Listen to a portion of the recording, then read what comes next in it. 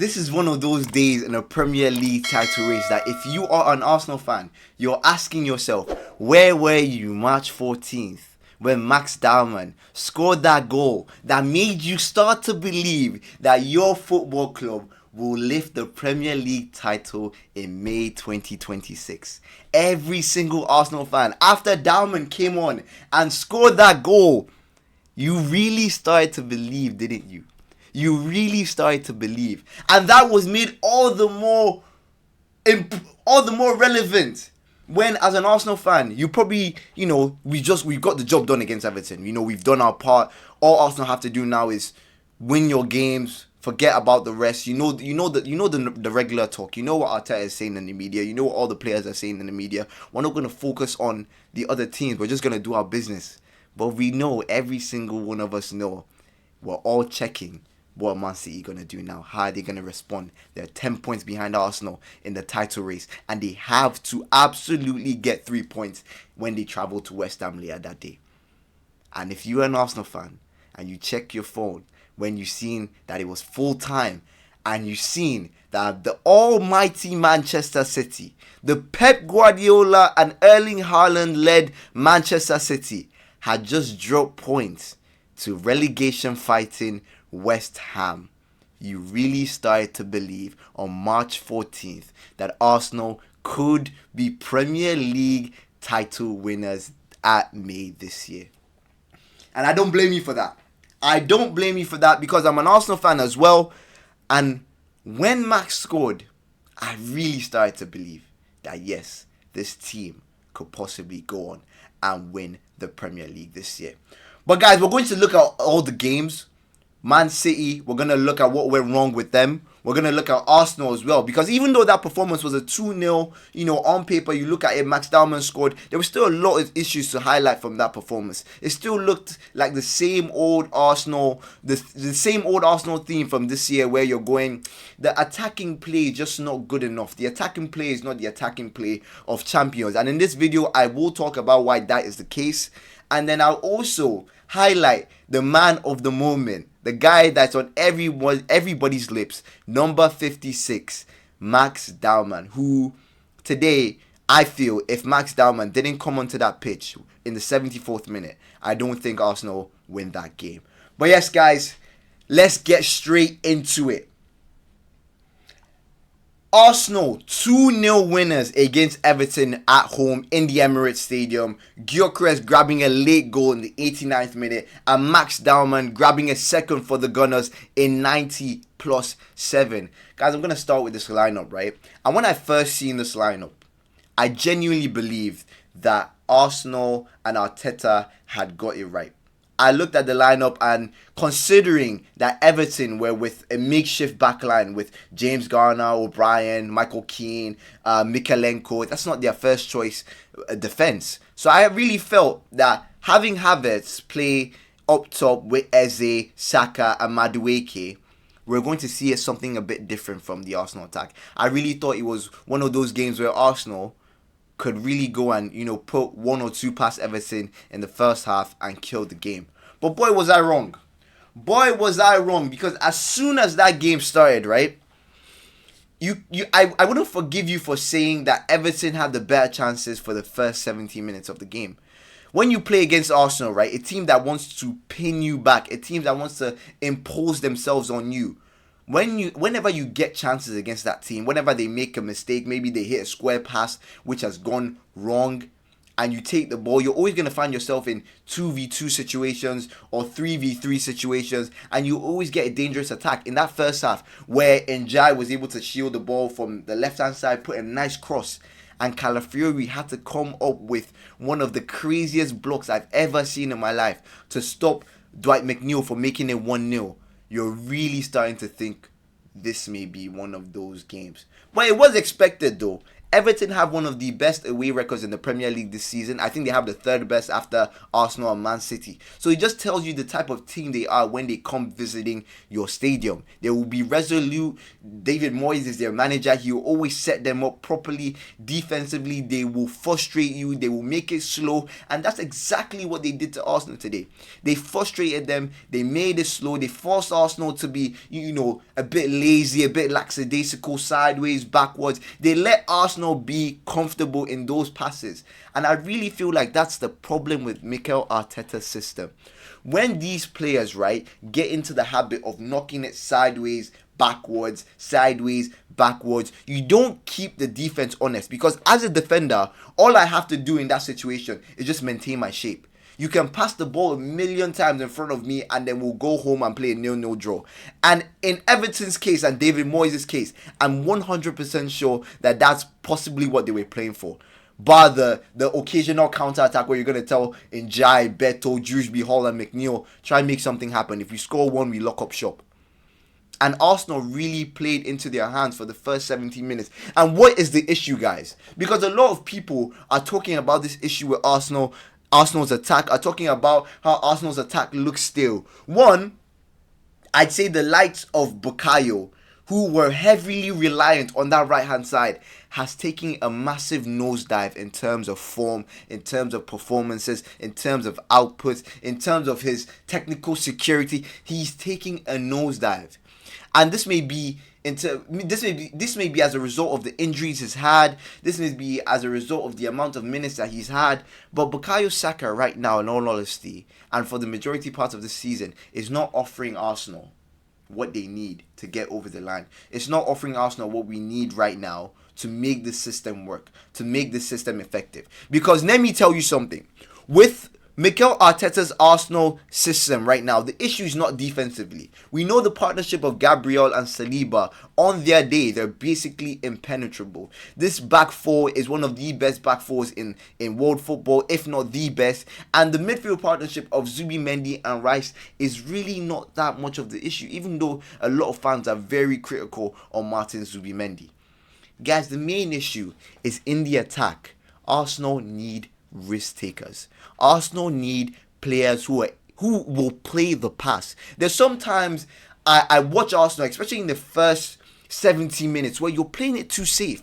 If you're not going to play the pass, I'm looking at Saka. If you're not going to play the split or not trying to play Havertz in the channel, then try and beat your man.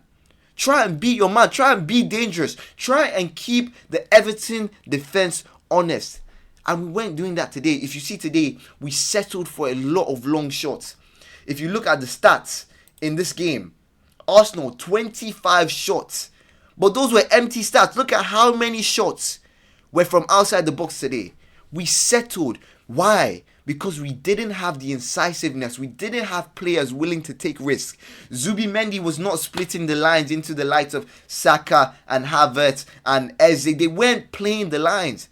And if I'm a player on Everton, I'm comfortable. If you see Everton's defensive midfielder today, Aaron O'Brien, he had a solid game today, because if you're in front of me, knock the ball sideways and backwards, all I'll do is shift, step,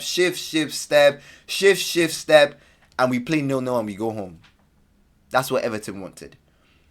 But guys, I will give credit to Eberechi Eze, however, because I felt like in terms of being dangerous, in terms of wanting to take risks and make something happen, Eze was one of the bright sparks in that Arsenal attack. I think Havertz had a good game in terms of link up, build up play. That one ball where Eze slid it to Havertz, right? Played it in the line, in the pocket, and Havertz was able to receive. That's what I'm talking about. That's what I'm talking about when I say Arsenal need players that take risks. That's what I'm talking about when I say that's the only way the system works. When you have players who are capable of playing those type of passes, who are capable of sitting in the pockets, receiving the ball in tight areas and making things happen. If you have a team that just wants to play horseshoe football, right? So we know we have a lot of moments where Saka has the ball here, then he goes back to Timber, and then Timber to Zubimendi, and Zubimendi all the way to Gabriel. Gabriel shifts it to Madueke. Calafiori makes an overlapping one from Madueke. Madueke is probably double team, and then we put in a ball into the box. Pickford says, "Thank you very much. I'll claim that," and that's the attack. But we had nothing really going through the middle. So I want to see more of Zubimendi picking up the ball, right? And finding Eze in the pocket. Rice picking up the ball. Play the splits through the middle. Why? Even though these are high risk passes, these are passes that keep the defense honest. And in the first 17 minutes, right? Everton had the better chances, to be honest. Everton, it looked like if anyone was going to get something out of the game on the basis of the quality of chances that they've had, it was going to be Everton. But then, give credit when credit is due. Mikel Arteta threw the kitchen sink today. Mikel Arteta said, "You know what? A lot of you people have called me pragmatic. A lot of you people have called me risk averse. But today, I will be showing you guys that I have learned from my mistakes." And what did he do? He brought on Gabriel Martinelli. He brought on Victor Gyökeres. He brought on Piero Hincapié. He brought on Max Dowman. And guys, these subs absolutely changed the game. So you know what? When you're giving credit, make sure you give credit to Mikel Arteta today, because we don't win the game without those substitutions. And the kid I'm about to highlight, right? This guy just embodies everything I've talked about. Risk taker. Someone who wants to make things happen when he gets on the ball. Guys, this guy is 16 years of age, right? But the quality that he has, the technical ability that he has, and the confidence that this kid oozes when he's on the ball, when he's on the pitch.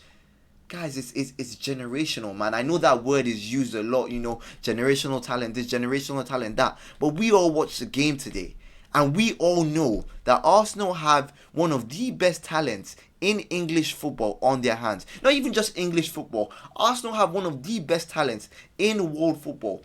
You see, this guy, whenever he gets the ball, right, I'm lost for words when I'm trying to describe this guy, because that's just how he makes me feel.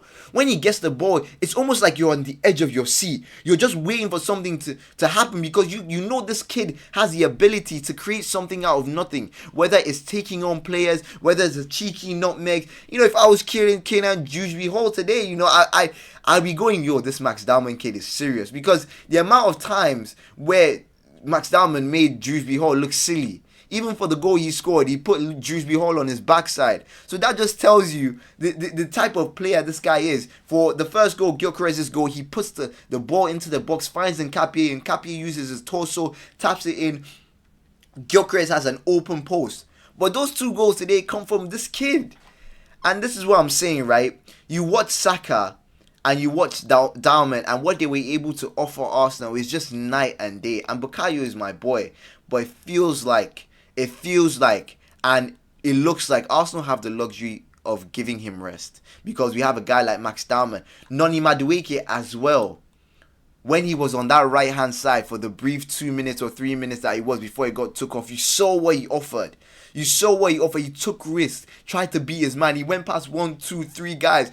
And once you have a player doing that, the game opens up. It makes the pitch bigger for every other player on the pitch. You saw when Max Dowman came on, the pitch started looking bigger. We had lots of space, because that's what taking risks does. It makes the other defense honest, where they have to go man for man, and then you can allow the individual technical quality that you have in a team show. But when we get into games where we're just knocking it sideways, backwards, and we get caught into this mindset of, oh yeah, we want to stay patient and strike when the iron's hot. Guys, any team you're playing against, I'll take that type of game all day, because if I'm a smaller team and I know that's how Arsenal wanted to play against me today, I know I can just be rigid, I can just be solid, and I can probably get a result. But yeah, Arsenal, like I said, the business of the Premier League is 3 points. Arsenal were able to get 3 points from this game. Guys need to understand that 3 points is the currency of the Premier League today. And Arsenal had one task today. One task, whether by hook or by crook, by own goal, by set piece, by deflected goal. However Arsenal and Mikel Arteta were going to get over the line today, all they needed to do was get over the line. Because after today, it's 7 more games to go. 7 games where you look at it and you go, if I win out, or if I control what's in front of me, I'm going to be a Premier League champion in May. But guys, after Arsenal had won that game, all the Arsenal fans, let's not lie, in the back of our head, we were like, surely this is not one of those days where, everything is just perfect. Where City probably drop points. And guys, if you are an Arsenal fan, you would have loved March 14th, 2026. Because I can confirm for you, a couple hours after this game against Everton, Manchester City travelled to the London Stadium and dropped points against West Ham United. Former Arsenal boy Konstantinos Mavropanos scoring the goal, a nice header from a corner in the 35th minute after Bernardo Silva opened the scoring for Man City in the 31st minute with a cheeky finish. But guys, one reason why I've been very reluctant, right, to say that Man City are probably going to catch Arsenal or Arsenal are going to bottle is because this Man City team is not the same Man City team of those years ago. It's not the Centurions Man City team. It's not the Man City team that had Fernandinho, David Silva, Ilkay Gundogan, Kevin De Bruyne. It's not the same team. This is a Man City team that's trying to find their identity. This is a Man City team that doesn't even know their best 11. This is a Man City team that's still trying to find a way that is still trying to find a combination in their setup that gives them results. We saw against Real Madrid midweek where they got blitzed, they got played off the park by a subpar Real Madrid team. We saw it again today where for all the possession and all the chances that they possibly had, it resulted in nothing. And I look at this Man City team and I look at the way they set up, right? Granted, this backline is just not a backline that's putting fear into me. Nuri, Gehi, Kushanov, and Matej Nunes it's just not a backline that I feel is strong enough to win the Premier League title. And that's part of the advantage that Arsenal have, that this Man City team isn't as good as they've been in previous years. But guys, it also doesn't help, right, when your main guy that you're relying on for goals isn't really firing. Everyone said it at the start of the season when Erling Haaland went on that crazy goal scoring run that was basically carrying Man City on his back. That how is this Man City team going to look when those goals dry up? Because trust me, if you're not Messi or Cristiano Ronaldo, at some point in your season, the goals will dry up. And unfortunately for Erling Haaland, he's going through a patch where his goals have dried up. But unfortunately for him, it has coincided with when they need those goals the most, and which is in the running where they're chasing the Premier League title. And guys, again, 21 touches, failed to really impose himself in the game today.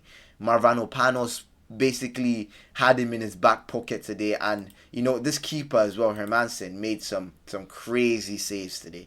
Crazy saves. But one question I want to ask Pep Guardiola, right, is you have a player in Semenyo who's naturally an out and out winger. This guy's a pure winger. This guy's a traditional winger. Why are you playing him in the midfield? Why are you kind of making him a hybrid inside forward? And then you have O'Reilly there as well. And then you have Marmoush. Like this formation, right? It's just not the best formation. And you know what? If Pep, you think this is the best formation for Manchester City, why isn't a player like Ryan Cherki starting? I see no reason why Man City are deploying 4 midfield players on the pitch at the same time and Ryan Cherki isn't starting. Because like I talked about with Arsenal, right? These teams at the top of the Premier League where you're going to face another team who is comfortable in sitting back, letting you have the ball, play in front of us, and will deal with anything you cross in the air. You need players who have that incisiveness. You need players who have that ingenuity, mavericks, maestros. You need players who can make things happen. And one of the players in world football, not just the Premier League, who has that ability is Ryan Cherki. So I see no reason why today, Pep Guardiola, you don't start Ryan Cherki after you made the same mistake against Real Madrid in the Champions League. Let's see if Man City learn from that. And I'm expecting Cherki to start in the Etihad when they play Real Madrid in the return leg. But guys, that mistake has basically cost this Man City team, because now, a couple weeks ago where you're going, if Man City win out their games, they beat Arsenal at the Etihad, they're probably Premier League champions. But guys, wake up. this is not a Man City team that can win out. This backline is not a backline that can win every single game. This is not a backline, bar Donnarumma and maybe Mark Gahey. This is not a backline that you're looking at and going, yes, this is a Premier League title winning backline. It's just not going to happen. And credit West Ham. They knew what they wanted to do today. Nuno Espirito Santo in a game where on paper it was a write-off for Man City. You know, you're going to play West Ham. They've been struggling all season, struggling with relegation. Join the title race. This is 3 points. But guys, I had a conversation with a friend a couple days ago where he was telling me, and this is proving to be true, that the worst teams you want to play when you're fighting for a title are the teams who are fighting for survival. Because believe it or not, all these players, they know the incentive is there to stay up in the Premier League, because if you go down to the Championship, you're going to start earning Championship wages. So it's not even just about the football. You're also thinking about your lifestyle. You probably have a mortgage. You probably have, lifestyle commitments that you have and bills you pay and children and all these stuffs. Guys, if you get relegated, your wages are basically slashed by 50%. And then some of the things you were able to do and afford before, you're not able to do them anymore. So I think some of these relegation teams, they know, especially the players, that they have to get results. And today, West Ham, even though the stats told another story, Man City, 24 shots, West Ham, only 1 shot the whole game. 1 shot on target, 1 big chance. That's all you need in the Premier League. All you need. And that just shows how competitive it is this year in the Premier League, where you can have 71% possession and still not come out with a result. But yeah, guys, if you're an Arsenal fan, you're looking at today as the day where you genuinely started to believe that this Arsenal team, come May 2026, will be lifting the Premier League trophy. And you know what? I'm inclined to share that sentiment. But yeah, this was probably my first ever YouTube video I posted. This weekend was just too good to pass up not giving you guys this knowledge and giving you guys this analysis and giving my opinion and, kind of celebrating with the Arsenal fans, because I'm happy as well, man. I'm going to have a good evening today because my team could possibly be Premier League champions come May 2026. But guys, like the video, comment, subscribe, support me. I'm gonna keep posting more. I'm going on the grind, and look out for more content. We'll see you guys back in the midweek where hopefully Arsenal get it done against Bayer Leverkusen, and let's see if Manchester City can turn it around against Real Madrid. But that's all I have for you today. You guys enjoy your evening and goodbye.